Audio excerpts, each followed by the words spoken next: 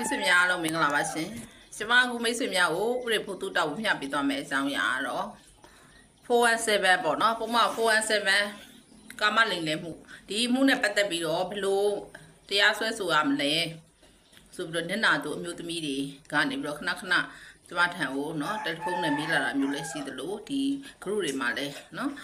ဒီလိုအကြောင်းအရာတွေမေးထားတာရှိပါတယ်အဲ့တော့417နဲ့ပတ်သက်ပြီးတော့เนาะ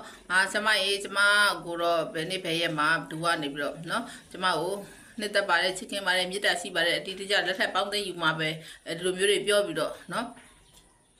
ကမရယူခဲ့တယ်ပေါ့နောက်ပိုင်းမှာတော့သူ့ရဲ့ခရီးကမတည်ဘူးကျမကတော့ဒီလိုမျိုးသူ့ကိုယုံကြည်ပြီးတော့သူ့ရဲ့ဒီစကားတွေယုံကြည်ပြီးတော့ပေးဆက်လိုက်တယ်ပေးဆက်ကျမရဲ့ပြိုစင်ဘွားကိုပေးဆက်လိုက်တယ်เนาะပေးအပ်ခဲ့တယ်เนาะဒါပေမဲ့နောက်ပိုင်းမှာသူကခရီးမတည်တဲ့အတွက်ဒါကြောင့်မလို့ကျမကိုပစိတ်ချိုးသွားတယ်ချိုးသွားပြီးတော့ခြားလူနဲ့ပြောပါနေတဲ့အတွက်ဒါကြောင့်မလို့ကျမသူ့417နဲ့ဆွဲတင်တယ်ကျမမှာနောက်အခုကိုဝင်ရှိနေတဲ့အတွက်ဒါကြောင့်မလို့အကြောင်းမျိုးမျိုးပေါ့เนาะဒါလိုမျိုးပြပြီးတော့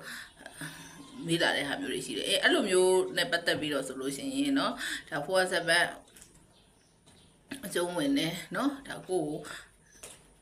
ယုံကြည်အောင်ပြောတယ်ဘာကိုယုံကြည်အောင်ပြောတာလဲတစ်ချိန်ကြာလို့ရှိရင်မင်းကိုလက်ထပ်ပြီးတော့ယူပါမယ်เนาะဒီတာဝန်ကိုဘာမှမပူပါနဲ့ तू ယူပါမယ်เนาะ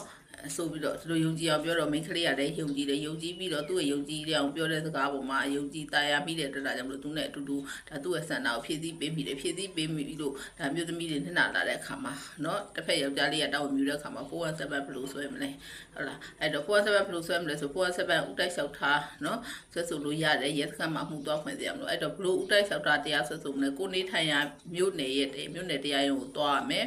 သွားပြီးတော့ကိုဖြစ်ပြခဲ့တဲ့เนาะဒီမှုဖြစ်ပြအကြောင်းချင်းရာကိုကိုကရှောက်လာစီရှိမှာเนาะနည်းနည်းဆက်စီရှိမှာအကြောင်းအရာလေးတွေပြောပြစာ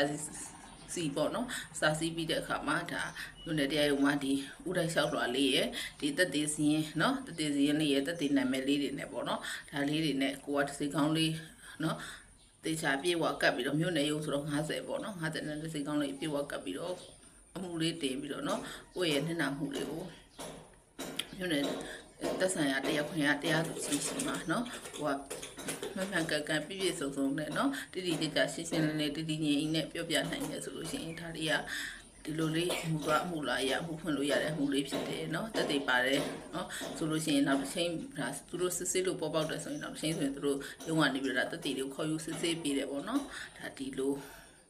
အမှုဖွင့်လက်ဆောင်ရရတယ်เนาะ417ဒီရက်စခန်းမှာမှုဖွင့်ရတာမဟုတ်ဘူးတရားရုံးကိုယ်တိုင်ဥတိုက်လျှောက်ထားတဲ့အမှုဖြစ်ပါတယ်ဒီလိုဥတိုက်လျှောက်ထားဆောင်ရွက်ရတဲ့နေရာမှာလည်းကိုယ်တိုင်ဆောင်ရွက်လို့ရပါတယ်ဆိုတဲ့အကြောင်းမိတ်ဆွေတွေဥပဒေဖို့တူတောက်